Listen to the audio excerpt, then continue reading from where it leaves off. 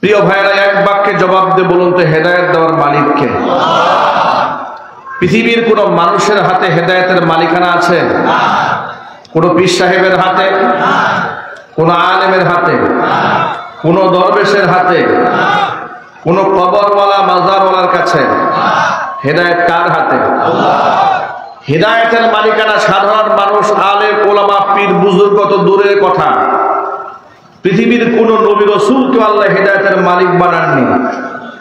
হেদায়েতের মালিক যদি আম্বিয়া আলাইহিমুস সালাতু ওয়াস সালামগণ হতেন, তাহলে নবীদের প্রিয় ভাজন ব্যক্তি একজনও হেদায়েত শূন্য হয়ে দুনিয়া থেকে বিদায় নিতেন না।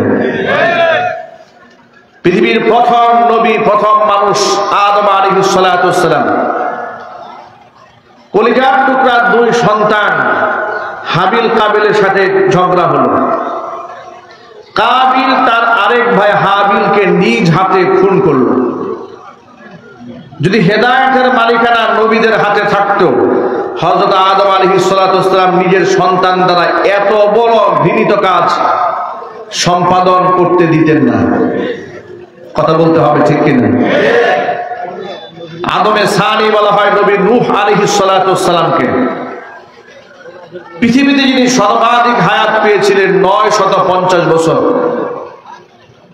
ওয়ালাকাদ আরসালনা নূহান ইলা কওমিহি ফালাবিথা ফীহিম আলফা সানাতিন ইল্লা 50 আমা। কোরআন কারীমের ভাষায় আমি নবী নূহকে তার কওমের কাছে পাঠিয়েছিলাম। 1 বছর 2 বছর নয়, 950 বছর পর্যন্ত সে অবস্থান করেছে। হেদায়েতের মালিক যদি তিনি হতেন, নিজের ছেলে কেনান, আল্লাহর গজব যখন শুরু হয়েছে, প্লাবন হয়ে গোটা জাতি যখন ধ্বংস হয়ে যাবে আল্লাহর গজবে, কলিজার টুকরা সন্তান কেনানকে নবী নূহ ডেকে বলেছিলেন, ইয়া বুনাইয়া আরকাম মানা, হে ছেলে আমাদের সাথে নৌকায় ওঠো, ওয়ালা তাকুম মাল কাফিরিন, তুমি কাফেরদের সাথে থেকো না। ছেলে বলেছিল, সাফি ইলা জাবালি ইয়াসিমুনি মিনাল মা, আমি পাহাড়ের চূড়ায় গিয়ে আশ্রয় গ্রহণ করব, আমাকে পানি এখানে স্পর্শ করতে পারবে না, এই পাহাড় আমাকে রক্ষা করবে। এক বাক্যে জবাব দিয়ে বলেন তো, পাহাড় রক্ষা করতে পারবে? রক্ষা করার মালিক কে? কোরআন মাজিদের মধ্যে আল্লাহ পাক বলেন, পিতা পুত্রের মধ্যে কথোপকথন চলছে, ঠিক এই মুহূর্তে ওয়াহালা বাইনাহুমাল মাউজু ফাকানা মিনাল মুগরাকিন।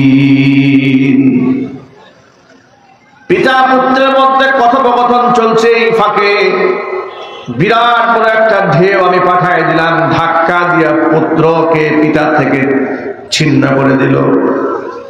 আর মুহূর্তের মধ্যে তার পুত্র চোখের সামনে চুবনি খেয়ে আমার গজবে ধ্বংস হয়ে গেল। নবী নূহ আলাইহিস সালাতু ওয়াস সালাম বড় কষ্ট পেলেন। সন্তান যত খারাপই হোক না কেন, যত নিকৃষ্ট হোক না কেন, বাবা মার কাছে সন্তান তো সন্তানই, ঠিক কিনা বলেন? সন্তান যত খারাপ হোক না কেন, সে সন্তানের প্রতি বাবা মার মায়া হয় না, মহব্বত হয় না? অনেক মহব্বত হয়। দেখবেন একটা ছেলে খুব বখাটে হয়ে গেছে, সবাই গালিগালাজ করে, বাবাও রাগ করে, সন্তানকে খেতে দিতে চায় না, কিন্তু মা গোপনে সন্তান জন্য কিছু খাবার রেখে দেয়। আমার ছেলে সারাদিন বাহির থেকে কি খেয়েছে না খেয়েছে, না খেয়ে আসবে, মায়ের মহব্বত সন্তানের জন্য কাজ করে। আল্লাহু আকবার। মাঝে মাঝে যদিও কিছু কিছু ক্ষেত্রে কিছু কিছু ঘটনা বিশ্ববাসীকে নতুন কিছু মেসেজ দেয়।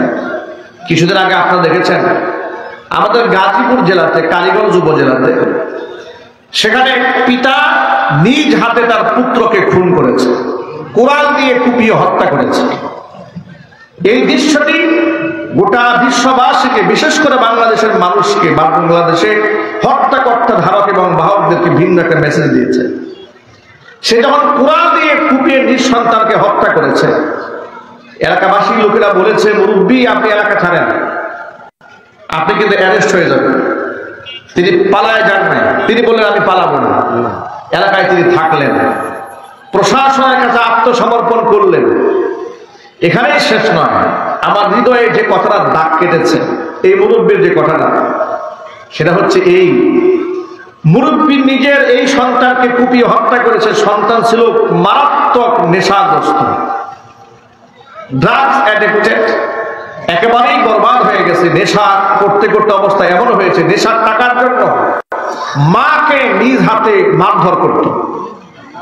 এই বৃদ্ধ বাবার সামনে তার বৃদ্ধা মাকে এই সন্তান পিটানো, এই দৃশ্যটা চোখের সামনে একের পর এক দেখতে দেখতে সহ্য করতে না পেরে সর্বশেষ নিজ হাতে সন্তানকে কুপিয়ে এই মদখোর, নেশাগ্রস্ত, ইয়াবাখোর, হেরোইনখোর সন্তানকে হত্যা করার পরে তার নিথর দেহটাকে বুকের সাথে জড়ায় ধরে বাবা বলেছিল, বাবা আমি তোর বাবা, তুই আমার আদরের সন্তান, তুই আমার একমাত্র সন্তান, আমি চাই নাই তোরে খুন করতে। আপনারা কি ভাবতে পারেন একটা পিতার কাছে পুত্রের কত মহব্বত থাকতে পারে? এখানে যারা বাবারা আছেন তারা বুঝতে পারবেন যে সন্তান কত অমূল্য রত্ন। সন্তানের জন্য আমার পৃথিবী বিক্রি করে দিতে পারি, এত মহব্বত আমাদের অন্তরে। কথা বলেন না, ঠিক কিনা? বাবা তার সন্তানকে আগলায় ধরে ঠিক এ কথাটা বলেছে, বাবা আমি তোকে হত্যা করতে চাইনি, পরিস্থিতি আমাকে বাধ্য করেছে, তুই আমাকে বাধ্য করেছিস। সন্তানকে নিজ হাতে খুন করে আত্মসমর্পণ করেছে আর বলেছে, আমি এই দৃষ্টান্ত স্থাপন করার মাধ্যমে গোটা জাতির কাছে এই মেসেজ দিতে চাই, আমি গোটা জাতির সন্তানদেরকে বলবো, কেউ যেন এইভাবে নেশাগ্রস্ত হয়ে দুনিয়া থেকে নির্মম ভাবে বাবার হাতে আর খুন না হয়। আমি চাই না পৃথিবীতে আর কোনো সন্তান বাবার হাতে এইভাবে খুন হোক। আপনারা চান? এটা জোরে বলতে হবে, আপনারা চান? আমরা কেউ চাই? মাদক একটা জাতিকে শেষ করে দেয়, মাদক একটা জাতিকে ধ্বংসের দ্বার প্রান্তে পৌঁছে দেয়। এই জন্য বাংলাদেশে আমরা মাদক নিয়ন্ত্রণ কোনো আইন তৈরি হোক এটা আমরা চাই না, আমরা মাদক নিষিদ্ধের আইন দেখতে চাই। আওয়াজ দিয়ে বলেন, ঠিক না? আওয়াজ উঠতে হবে। সংসদে এতগুলা এমপি যান, মন্ত্রী যান, মেজরিটি পার্সেন্ট মুসলমান, প্রাইম মিনিস্টার থেকে শুরু করে বিরোধী দলের নেতা কর্মী থেকে শুরু করে মেজরিটি পার্সেন্ট মুসলমান। যে মুসলমান বিশ্বাস করে আল্লাহ কোরআন হক, আল্লাহ কোরআন সত্য, মদকে আল্লাহ হালাল করেছেন না হারাম করেছেন? সবাই জুড়ে বলে। যে মদকে আল্লাহ করলেন হারাম, বান্দা কি করে লাইসেন্স দেয়? কথা বলেন না, ঠিক কিনা বলেন? বান্দা কি করে লাইসেন্স দেয়? আপনারা বলেন যে মাদক মুক্ত সমাজ চান, থানা থেকে উপজেলা থেকে মানুষকে সচেতন করার জন্য বিভিন্ন প্রোগ্রাম আপনারা অ্যারেঞ্জ করেন, আয়োজন করেন। মাদকের ব্যাপারে মানুষকে সচেতন করার জন্য আপনারা সভা, সেমিনার, সিম্পোজিয়াম করেন, বক্তৃতা করে বেড়ান। আপনি যদি মূল যদি রেখে দেন আর চতুর্দিক থেকে পানি ঢালতে থাকেন, এখান থেকে আগাছা তো তৈরি হবে। কথা বলতে হবে, ঠিক কিনা বলেন? কোনো ওয়াজ নসিহতের প্রয়োজন হবে না, কোনো জায়গায় সভাও দরকার নাই, সেমিনার দরকার হবে না। জাতীয় সংসদ থেকে 300 আসনের সমস্ত এমপিরা এক বাক্যে বলবে, যে মাদক সমাজ ধ্বংস করে, দেশ ধ্বংস করে, রাষ্ট্র ধ্বংস করে, মানুষের বিবেক ধ্বংস করে, মানুষের মধ্যে ত্রাস সৃষ্টি করে, সেই মাদক আমরা নিয়ন্ত্রণ আইন করতে চাই না, নিষিদ্ধের আইন দেখতে চাই। এর সপক্ষে কারা কারা আছেন তো হাত দেখতে চাই।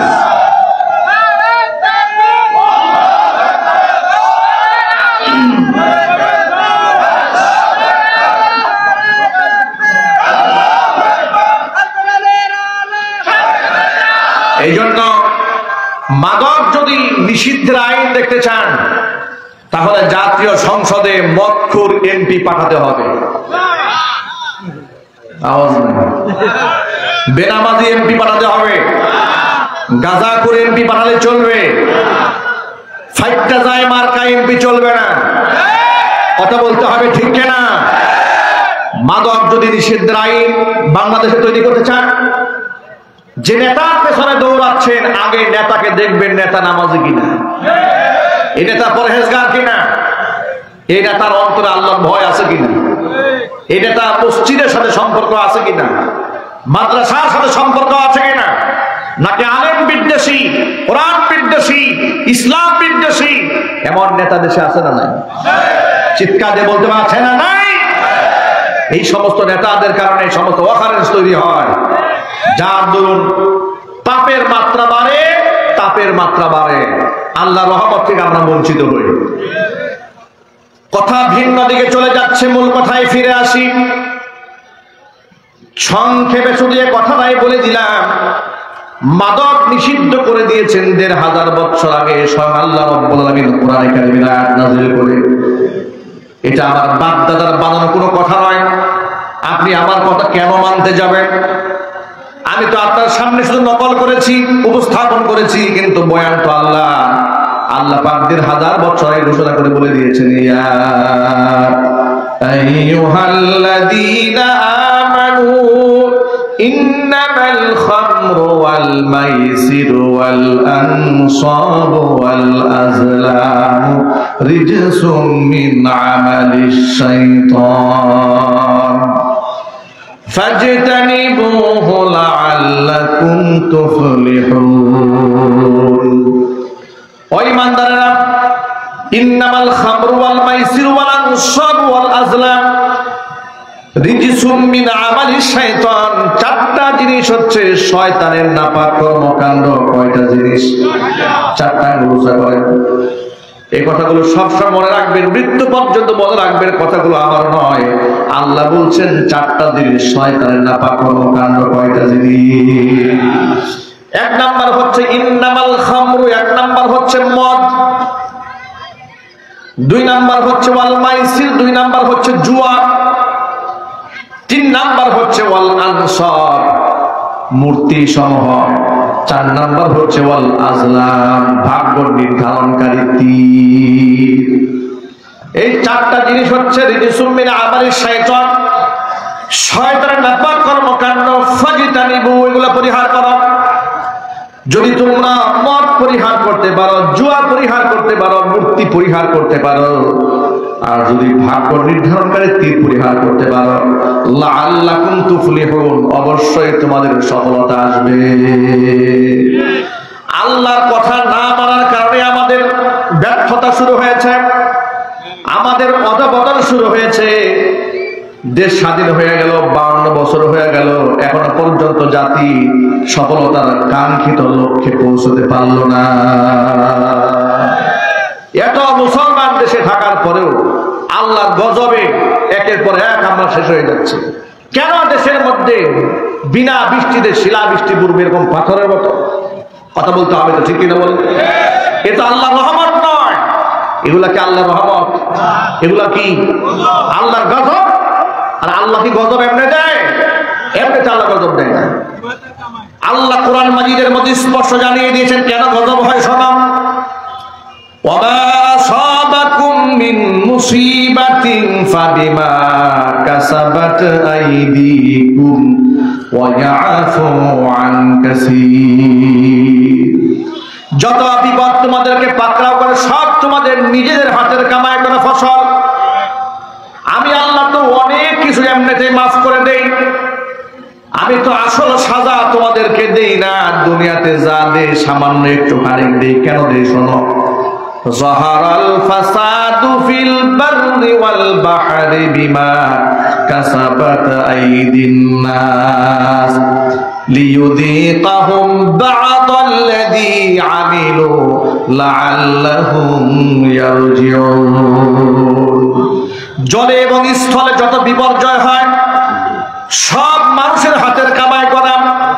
আমি সামান্য শাস্তি তাদেরকে দেই, লিয়ুযীকাহুম বা'দাল্লাযী আমিলু, তারা যা করেছে তার পুরোপুরি দেই না, একটুখানি সাজা দেই, যাতে করে এই শাস্তি দেখার পরে বান্দা উপলব্ধিতে আসে যে আমার আল্লাহর দিকে ফিরে যাওয়া দরকার।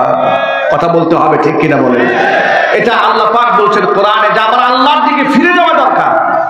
লাআল্লাহুম ইয়ারজিউন, মানুষ যেন আমি আল্লাহর দিকে ফিরে আসে, এই জন্য আমি একটু ধাক্কা দেই, পুরো ধাক্কা দেই না।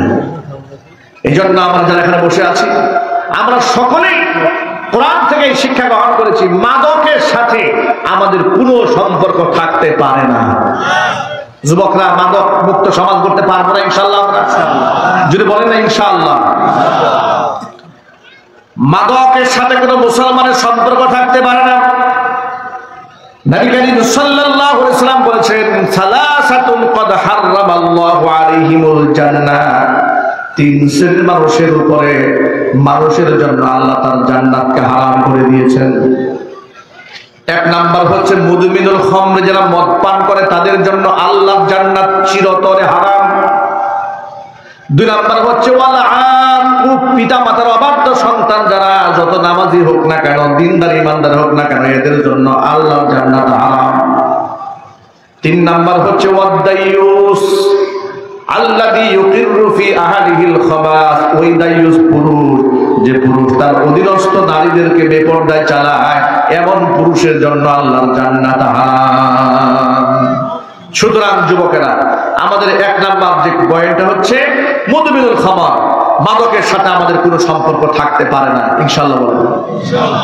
এমনকি মাদক তো অনেক দূরের কথা, যারা বিড়ি সিগারেট তামাকের সাথে যারা মোটামুটি সখ্যতা তৈরি করেছে, যারা গাঁজার সাথে বন্ধুত্ব তৈরি করেছে, এই ধরনের লোকের সাথে উঠা বসাও করা যাবে না। যদিও একটা বিড়ি খুঁড়ো লালমনিরহাটে নাই, আছে নাকি? শুধু মাহফিলে নাই। বাদ দিয়ে দেন ভাই, বাদ দিয়ে দেন, বাদ দিয়ে দেন। মনে রাখবেন, এগুলা করে লাভ কি? কি ফায়দা হচ্ছে আপনার? আপনি নিজেকে ধ্বংস করছেন। সুতরাং সকল যুবকের একটা পণ হবে মাহফিলে এসে যে মাদক মুক্ত জীবন করবো ইনশাআল্লাহ। ঘটনার মোড় অনেক লম্বা হয়ে গেল। গাজীপুর কালীগঞ্জের সেই ভদ্রলোকটি মুরব্বী নিজ হাতে সন্তানকে, মাদকাসক্ত সন্তানকে হত্যা করে গোটা জাতিকে জানাই দিল, জাতি শোনো, মাদক এমন একটা ভাইরাস, এমন একটা রোগ, যে রোগে আক্রান্ত হলে বাবা পুত্রের মধ্যে শত্রুতা এমন ভাবে তৈরি হয়ে যায়, একটা পর্যায়ে বাবা নিজ হাতে সন্তানকে কুপায়ে হত্যা করে। সুতরাং আমার দেশের নেতৃবৃন্দকে এই বিষয়টি আবার নতুন করে যেন তারা ভাবতে পারেন, আল্লাহ যেন এতটুকু ঈমান তাদেরকে দান করেন, যারা মাদক মুক্ত সমাজ করতে চায়। আমরা মাদকের ব্যাপারে কোনো ছাড় নাই, আর মাদক নিয়ন্ত্রণ আইন দেখতে চাই না, মাদক নিষিদ্ধের আইন দেখতে চাই।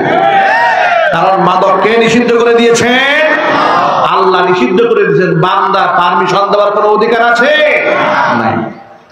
সুতরাং আমার ভাইরা, সন্তান যতই খারাপ হোক না কেন, বাবা মার মোহাব্বত থাকে সেই সন্তানের উপরে। নবী নূহ আলাইহিস সালাতু ওয়াস সালাম তার সন্তান কেনান যখন কুফফারদের সাথে মিলিত হয়ে নবীর সামনে চুগনি খায়, হাবুডুবু খায় মরল, নবী নূহ আলাইহিস সালাতু ওয়াস সালামের অন্তরের মধ্যে ব্যথা আছে না নাই? হুজুর বলেন। কিন্তু এই ব্যথা নিয়ে অভিযোগ যে আল্লাহর সামনে পেশ করবেন, এতটুকু সাহস তো নবীর হওয়ার কথা নয়। কিন্তু মনের মধ্যে একটা প্রশ্ন রয়ে গেল, কারণ আল্লাহ রাব্বুল আলামিন নবী নূহ আলাইহিস সালাতু ওয়াস সালামকে বলেছিলেন, নবী নূহ, আমি তোমাকে এবং তোমার পরিবারের সদস্যদেরকে আমি হেফাজত করব।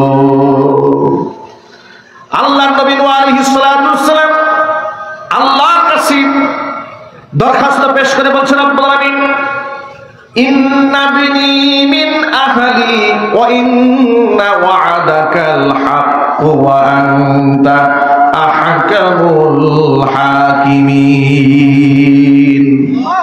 আল্লাহ তাআলা ইন্না বিনি মিন আহলি, নিশ্চয় আমার ছেলে তো আমারই পরিবারের সদস্য একজন, ওয়া ইন্না ওয়া'দাকাল হক, আর তোমার ওয়াদাও সত্য, ওয়া আনতা আহকামুল হাকিমিন, আর তুমি শ্রেষ্ঠতম বিচারক।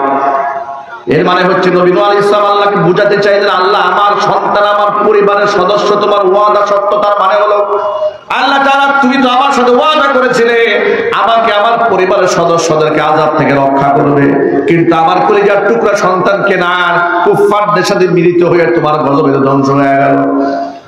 আল্লাহর পক্ষ থেকে জবাব দেওয়া হলো, নবী নূহ শোনো, ক্বালা ইয়া নূহ ইন্নাহু লাইসা মিন আহলিকা ইন্নাহু আমালুন গায়রু সালিহ।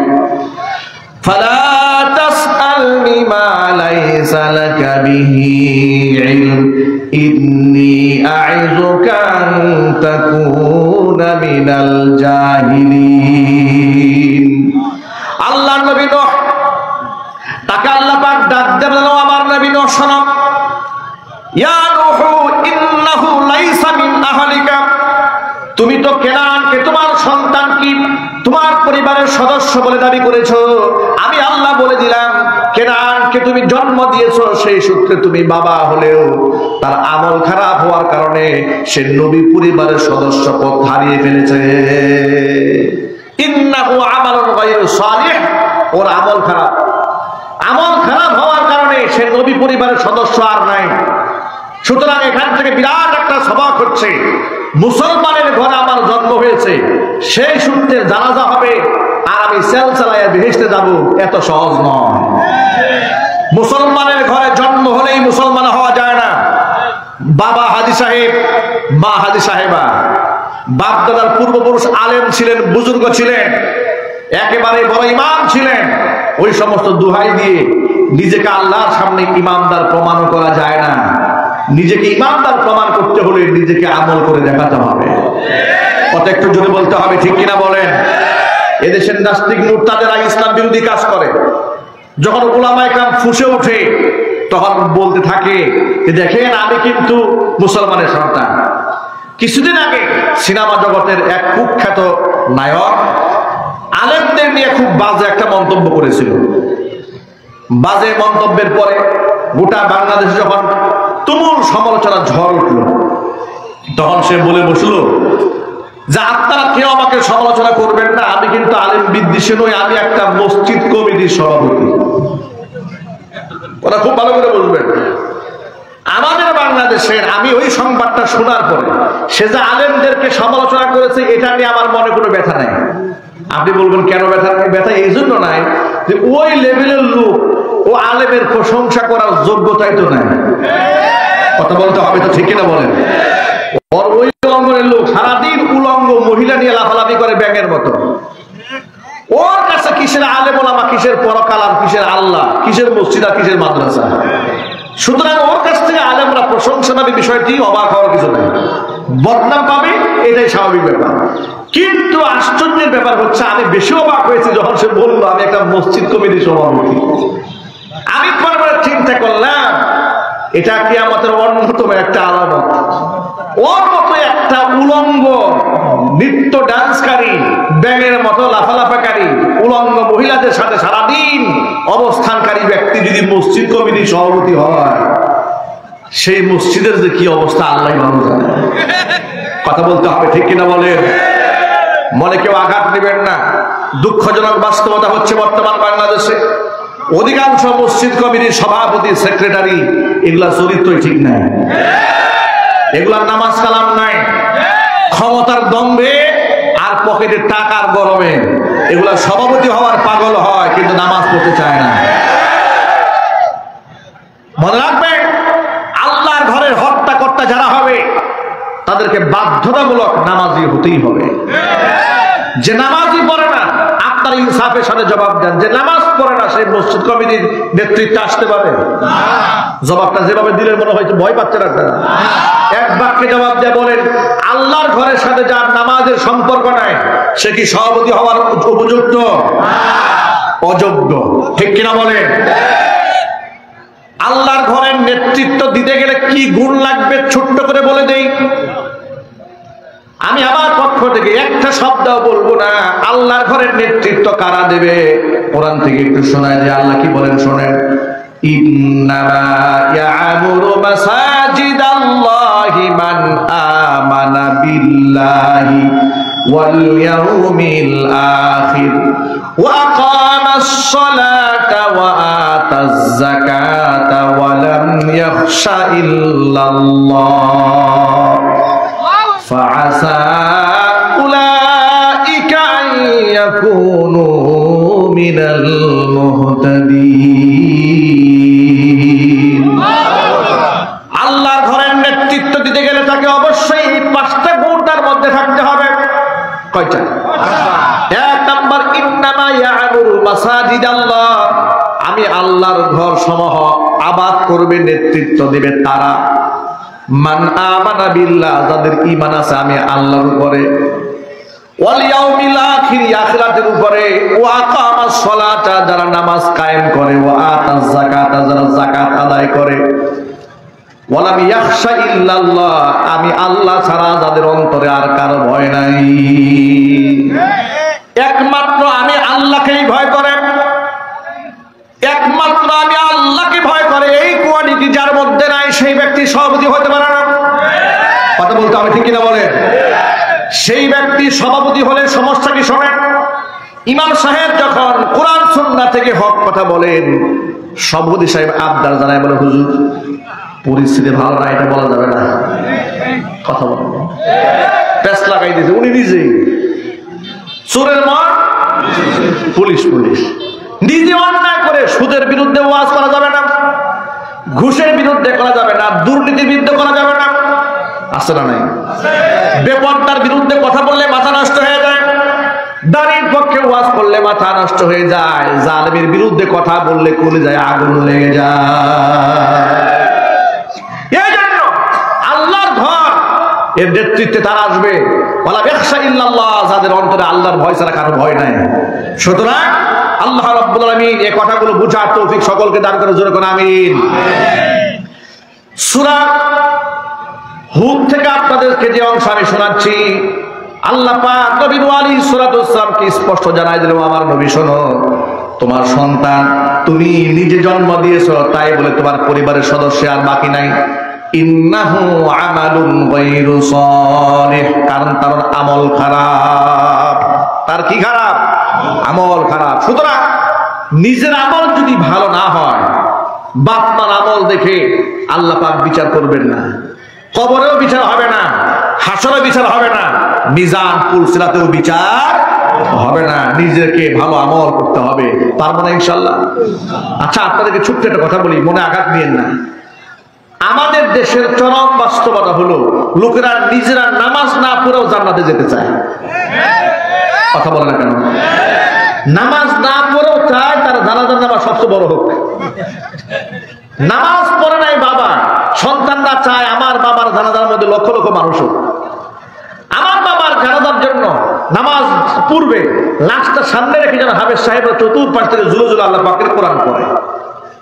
আচ্ছা, আপনারা বলেন, যেই লোকটা সারাটা বছর নামাজ পড়ে নাই, রোজা রাখে নাই, হজ করে নাই, যাকাত দেয় নাই, বড় লোক ছিল, শিল্পপতি ছিল, বেনামাজি, লোকটা মারা গেল, মাদ্রাসার ইতিমখানা থেকে 10 জন হাফেজ সাহেব নিয়ে আসছে, চতুর্পাশে বসে বসে কোরআন শরীফ তারা ঝুলে ঝুলে তেলাওয়াত করছে, মরা মানুষটাকে শোনাচ্ছে।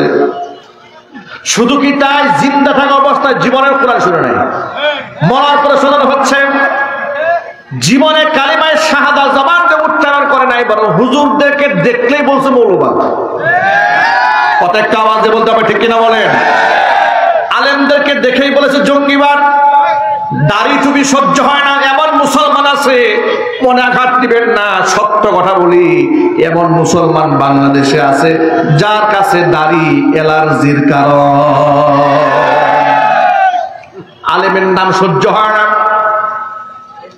এই যে কিছু কিছু ব্যারিস্টার আছে, নিজুম মজুমদার, কথা বলতে হবে, ঠিক কিনা বলেন? গতকালকে তার একটা পোস্ট দেখে আমি খুব অবাক হয়ে গেছি। সেই পোস্টে সে বাংলাদেশের এক কুখ্যাত বন্ডের প্রশংসা করেছে। সে বলেছে যে তাহিরের মতো বক্তা যদি দেশে থাকতো তাহলে নাকি এদেশের মানে অবস্থা অনেক ভালো হইত। তাহিরের মতো বক্তা তার কাছে খুব পছন্দ হয়েছে। তাহিরি কেন? তার মধ্যে নাকি দেশপ্রেম আছে, তার মধ্যে নাকি অনেক মানবতা আছে, এই জন্য সে খুব প্রশংসা করেছে।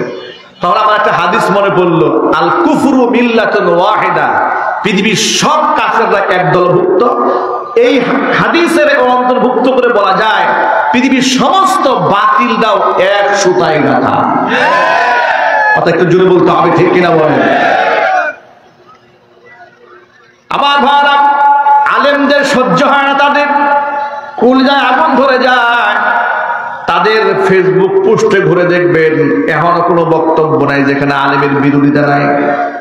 কৃষ্টি কালচারের ধর্মে কৃষ্টি কালচারের বিরোধিতা নাই, এগুলা নিয়ে সারাদিন তারা পড়ে থাকে। পক্ষান্তরে বেদাতি মুশরিক বক্তারা ওদের মাথার মুকুট ওরা জানে আমরা যেমন ধ্বংসের 12টা বাজাচ্ছি, তাহিরিও আমাদের সুরে গান গায়ে ধর্মের 12টা বাজাচ্ছে। ওদের মিশনকে সাকসেস করার ক্ষেত্রে এরকম দুই একটা ভণ্ড ওদের দরকার আছে না নাই? কিন্তু সেই ভণ্ড তাহিরিও ইদানিং দেখি 48 ঘন্টার আলটিমেটাম দেয় দেশের বরেণ্য আলেম শেখ আহমদুল্লাহ হাফিজাহুল্লাহকে। তাহিরিকে বলবো এই সমস্ত নিজুম মজুমদারদেরকে সাথে নিয়ে আর শাহরিয়ার কবিরদের পাশ আছে, তুমি আলেমদেরকে হুমকি ধামকি দিয়ে কোনো লাভ হবে না। হাতি ঘোড়া গেলতল গাধা বলে কত জল, এমন কত ভণ্ডকে দেশের মানুষ জুতা পিটা করে সাইজ করে দিয়েছে। সুতরাং হক্কানি আলেম ওলামা যেখানে আমরা আছি, চিল্লায় বলতে হবে আমরা আছি সেখানে, ভণ্ড আছে সেখানে, এ কথাটা মনে থাকবে তো ইনশাআল্লাহ? জোরে বলেন না ইনশাআল্লাহ। প্রিয় যুবক ভাইরা আমার, মূল কথায় ফিরে আসি। আলেম ওলামাদেরকে মহব্বত করেন, ভালোবাসেন, তাদেরকে শত্রু মনে করবেন না, বন্ধু ভাবেন। তার কারণ নবী করিম সাল্লাল্লাহু আলাইহি ওয়াসাল্লাম বলেছেন আলেমদের অনেক শান অনেক মান। তোমরা শোনো, কোন আলিমান যদি সম্ভব হয় নিজে আলেম হয়ে যাও, যদি না পারো আও মুতাআল্লিমান আলেমের ছাত্র হও, পারো নাই আলেমের ছাত্র হও, যাও মুহিব্বান মুস্তামিআন আলেমের কথাকে গভীর মনোযোগ সহকারে শোনো, আও মুহিব্বান অথবা আলেমকে মহব্বত করো। খবরদার ওয়ালা তাকুনিল খামিস, তুমি আলেম বিদ্বেষী হয়ে যেও না, ফাতাহালিক তাহলে তুমি ধ্বংস হয়ে যাবে। আলেম বিদ্বেষী যে হবে তার জন্য ধ্বংস অনিবার্য, কথা বলতে হবে ঠিক কিনা? যারা আলেমদেরকে শত্রু বানায় তাদের কি কোনো সম্মান আছে দেশে? জুড়ে বলেন। দুনিয়াতে সম্মান আছে, আখিরাতে সম্মান আছে? কোনো সম্মান নাই। আলেমদেরকে যারা মহব্বত করে আল্লাহ পাক তাদের সম্মান আকাশ চুম্বি বানায় দেয়। ওই যে জামালপুর সরিষাবাড়ির এক কুখ্যাত নেতা এরকম বৃদ্ধাঙ্গুলি দেখা আলেমদেরকে বলেছিল আলেমদেরকে গুনার টাইম নাই। নামটা বললাম না, কে বলেছিল? জ্ঞানীরা বুঝে নেবেন। টাইম নাই, টাইম নাই বলেছে। এরপরে জাতির এক শ্রেষ্ঠ সন্তান দেশের বিখ্যাত একজন আলেমকে লম্পট শব্দে আখ্যায়িত করে গালি দিয়েছিল। নাউজুবিল্লাহ। মাত্র এক সপ্তাহের ব্যবধানে আল্লাহ পাক তার 5 মিনিটের একটা কল রেকর্ড ফাঁস করে দিয়ে গোটা জাতির কাছে আল্লাহ মেসেজ পৌঁছে দিয়েছে, আলেম লম্পট নয়, আলেমকে লম্পট বলে যে গালি দিয়েছে ওই জাতীয় লম্পট। সুতরাং আলেম বিদ্বেষী মনোভাব অন্তরের মধ্যে রাখা যাবে না। আলেমদেরকে মহব্বত করবেন, কারণ ওলামারা নবীগণের ওয়ারিস। ওলামারা কাদের ওয়ারিস? যদি বলে নবীগণের ওয়ারিস। ইন্নামাল উলামাউ ওয়ারাসাতুল আম্বিয়া। সুতরাং আলেমদেরকে দিল থেকে মহব্বত করবেন তো ইনশাআল্লাহ? বলেন ইনশাআল্লাহ। যে কথা বলতে চেয়েছিলাম, সারা জীবন বড় আলেমদের সমালোচনা করেছে, কালিমায়ে শাহাদাত জীবনে উচ্চারণ করে নাই। মরে যাওয়ার পরে তার লাশের উপরে বড় একটা চাদর দিয়ে আপনি ঢেকে দিয়েছেন, যে চাদরের মধ্যে লেখা আছে আশহাদু আল্লা ইলাহা ইল্লাল্লাহ ওয়াহদাহু লা শারীকা লাহু ওয়া আশহাদু আন্না মুহাম্মাদান আবদুহু ওয়া রাসূলুহু। এক বাক্যে জবাব দিয়ে বলেন, জিন্দা অবস্থায় কালিমা শাহাদাত পড়ে নাই, মরার পরে বুকের উপর শাহাদা মার্কা এই গিলাফ দিয়ে দিলে কোনো ফায়দা হবে? কোনো লাভ হবে না, কোনো লাভ হবে না। যা করার জিন্দা অবস্থায় করতে হবে। কোরআনকে জিন্দা অবস্থায় মহব্বত করেন, আর আমাদেরকে জিন্দা অবস্থায় মহব্বত করেন।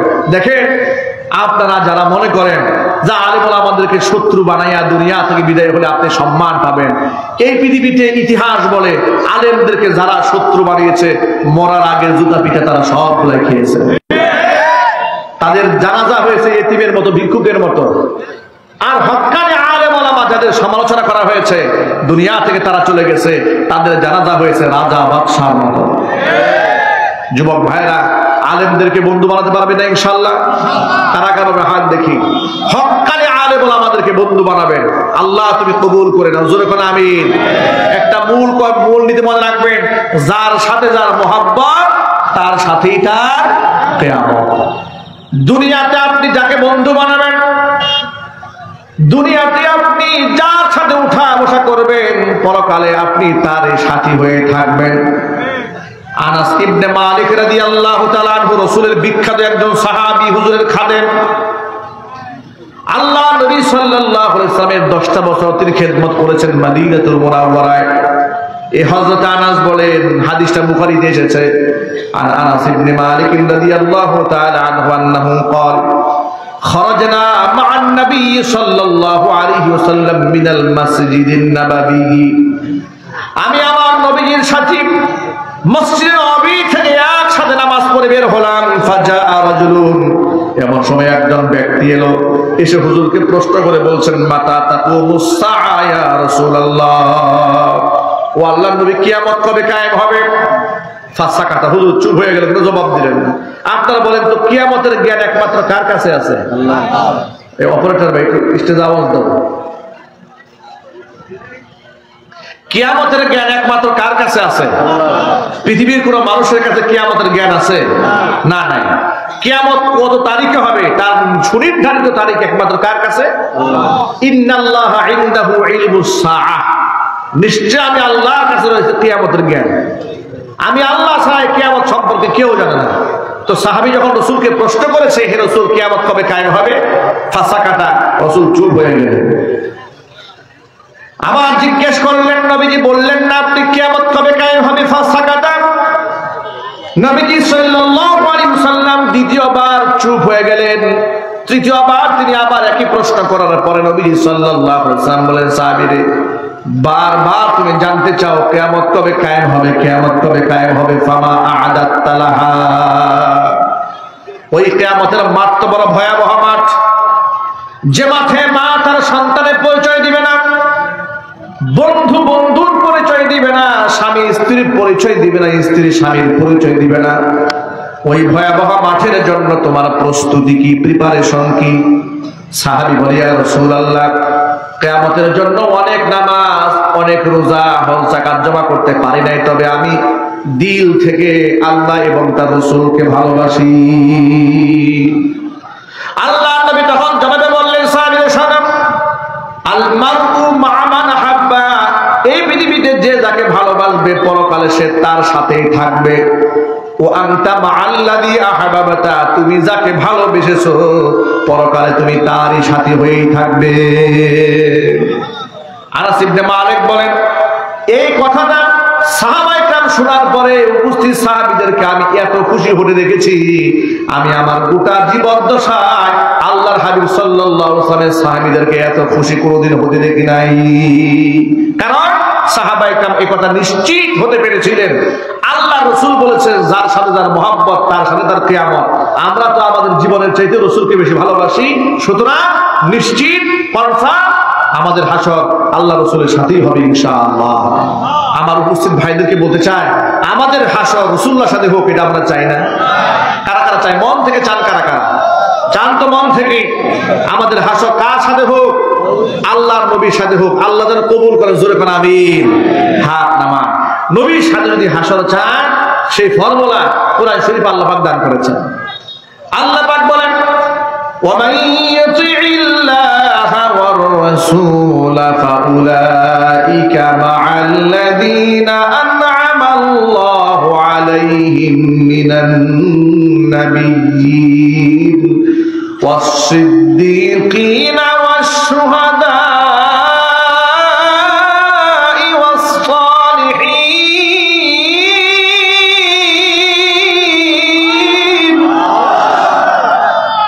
وَحَسُنَ أُولَئِكَ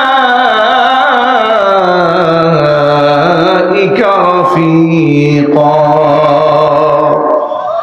আমি আল্লাহ এবং আমার রাসূলের আনুগত্য যারা করবে, আমি আল্লাহ এবং আমার রাসূলের আনুগত্য যারা করবে, আদেশ নিষেধ যারা মান্য করে দুনিয়াতে চলবে, ফাউলাইকা, এরা থাকবে মাআল্লাযীনা, তাদের সাথে, আনআমাল্লাহু আলাইহিম, যাদের উপর আমি আল্লাহ পাক নিয়ামত দান করেছি, মিনান নাবিয়্যিন ওয়াস সিদ্দিকিন ওয়াস শুহাদা ওয়াস সালিহিন, নবীগণ, সিদ্দিকগণ, শুহাদা এবং সালিহিন, যাদের উপর আমি আল্লাহ নিয়ামত দান করেছি তাদের সাথেই তারা উঠবে কাল হাসরের ময়দানে।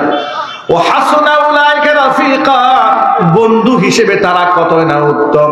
ও আমার যুবক ভাইরা, একটা বার আন্দাজ করে দেখেন, হাসরের ময়দানে আল্লাহ পাক যখন অগণিত মানুষের ভিড়ে আমাকে উঠায় দেবেন, ডান দিকে তাকায় যদি আবু বকর সিদ্দিক রাদিয়াল্লাহু তাআলা আনহুকে দেখতে পায়, বাম দিকে তাকায় যদি উমরকে দেখি, পেছনে তাকায় যদি উসমানকে দেখি, সামনে তাকায় যদি বিশ্বনবী মুহাম্মদ রাসূলুল্লাহ সাল্লাল্লাহু আলাইহি সাল্লামকে দেখি, তাহলে আমার উপলব্ধিটা কেমন হবে? আমার চোখের সামনে যদি হাসরের ময়দানে তাকায় দেখি আমার নবীর সামনে আমি দাঁড়ায় আছি, নবী যে আমাকে হাউজে কাউসার পান করার জন্য ডাকতেছেন। আল্লাহু আকবার বলেন। এই একটা চিত্র। আরেকটা চিত্র হচ্ছে হাসরের ময়দানে আপনি দাঁড়ালেন, ডান দিকে তাকায় দেখেন আবু জেহেল দাঁড়ায় আছে, বাম দিকে তাকায় দেখলেন ফিরআউন দাঁড়ায় আছে, পিছনে নমরুদ দাঁড়ায় আছে, সামনে কারুন দাঁড়ায় আছে, সাদ্দাদ দাঁড়ায় আছে, উতবা সাইবা দাঁড়ায় আছে। ওই সমস্ত ব্যক্তিদের সাথে হাসর যাদের হবে, কতই না নিকৃষ্ট হাসর হবে তাদের, কথা বলতে হবে ঠিক কিনা? আর কত বড় উৎকৃষ্ট হাসর তাদের হবে যারা নবীদের সাথে হাসর পেয়ে যাবে। রাবিয়া রাদিয়াল্লাহু তাআলা আনহু রাসূলের ওযুর পানি এগিয়ে দিয়েছেন। নবী করিম সাল্লাল্লাহু আলাইহি ওয়াসাল্লাম খুব খুশি হলেন, বলেন রাবিয়া, তোমার খেদমতে আমি রাসূল সন্তুষ্ট, তোমার কোনো চাওয়া থাকলে তুমি বলো, তোমাকে সেই চাওয়া পূর্ণ করে দেওয়া হবে। তিনি বলেন, হে আল্লাহ রাসূল, আপনি যেহেতু চাওয়ার সুযোগ করে দিয়েছেন, তাহলে আমি দুনিয়ার কিচ্ছু চাই না আপনার কাছে, শুধু বেহেশতে আপনার সাথী হয়ে থাকতে চাই। সুবহানাল্লাহ বাড়িয়ে বলি। আমি এই হাদিসটা যতবার করি আমার ততবার নিজের কাছে অবাক লাগে, এই সাহাবীর মাথায় তাৎক্ষণিক আইডিয়া আসলো কোথা থেকে? তিনি কত কিছুই চাইতে পারতেন, কথা বলতে হবে না ঠিক কিনা বলেন? আচ্ছা আপনারা বলেন তো আল্লাহ রাসূল কি মিথ্যা ওয়াদা করেন? আর চিৎকার দিয়ে বলেন। তা আল্লাহ রাসূল বলেন, রাবিয়া তুমি চাও কি? রাবিয়া রাদিয়াল্লাহু তাআলা আনহু বলছে, হে রাসূল কিছু চাই না, নাসআলু মুরাফাকাকা ফিল জান্নাহ, বেহেশতে আপনার সঙ্গ চাই, আপনার সাথী হয়ে আমি জান্নাতে থাকতে চাই। এই কথা শোনা মাত্র নবী করিম সাল্লাল্লাহু আলাইহি ওয়াসাল্লাম বললেন সাহাবীর শোনো, ও রাবিয়া শোনো, জান্নাতে যদি আমার সাথী হয়ে থাকতে চাও, বিনা কন্ডিশনে তোমাকে আমি সাথী বানায় রাখতে পারবো না। ফাআইননি আলা যালিকা বিকাসরাতিস সুজুদ, বেশি বেশি নামাজ পড়ে এই কাজে আমাকে সহযোগিতা করতে হবে, যাতে করে কিয়ামতের দিন তোমাকে আমি সাথী বানায় জান্নাতে যেতে পারি। বেশি বেশি নামাজ পড়ে এই ব্যাপারে আমাকে সহযোগিতা করতে হবে, নামাজ না পড়লে আমি মুহাম্মদ সাল্লাল্লাহু আলাইহি ওয়াসাল্লাম তোমাকে জান্নাতে নিয়ে যেতে পারবো না। কথা একদম পরিষ্কার, আয়নার মতো স্বচ্ছ। বেনামাজির জন্য জাহান্নাম, বেনামাজি জান্নাতে যেতে পারবে না। সুতরাং এখানে যত ভাইরা আছে, নামাজ যদি না থাকে দিনে নিজের কাছে, যদি নিজের কাছে নামাজ মতো রত্ন না থাকে, তাহলে আমি জিহাদ চাই, ইসলাম চাই, কিয়ামত পর্যন্ত চিৎকার করবেন, মৃত্যু পর্যন্ত ওই চিৎকারের কোনো ফায়দা হবে না, কোনো লাভ হবে না। আগে নিজের মধ্যে ইসলামের দরকার আছে না নাই? কিছু লোক তো এমন আছে শহীদ হয়ে যাবে, শুধু নামাজটা বলবে না, কথা বলবে না। মানে পাক গ্রামে একটা এরকম লোক নাই, আছে না নাই সমাজে? কিছু লোক আছে সুবিধাবাদী, জিহাদ হবে, হুজুর আছে জিহাদে, জিজ্ঞেস করে ভাই ফজর নামাজ পড়ছেন? পড়ি নাই। আসর পড়ছেন? না পড়ি নাই। মাগরিব তাও পড়ি নাই, টাকনুর নিচে কাপড় পরে আছে, মুখে দাড়ি নাই, মাথা টুপি নাই, ঘরের বউর পর্দা নাই, সুদের ব্যবসা করে, ঘুষ খায়, মিথ্যা কথা বলে, সে করবে দিন কায়েম। আল্লাহ কি ঠেকা করছে আপনার মতো পচা লোকদের দিন কায়েম করবে আল্লাহ তাআলা? কথা বলেন না ঠিক কিনা বলেন? সুতরাং নিজেকে আগে কষ্টি পাথরে যাচাই করতে হবে, আমি কি সেই জিহাদের ময়দানে টিকে থাকতে পারবো কিনা। যে ঈমান আমাকে মসজিদ পর্যন্ত পৌঁছাইতে পারে না, সেই ঈমান আমাকে জিহাদের ময়দানে কেমনে নেবে? কথা বলেন ঠিক কিনা বলেন? এটা আরো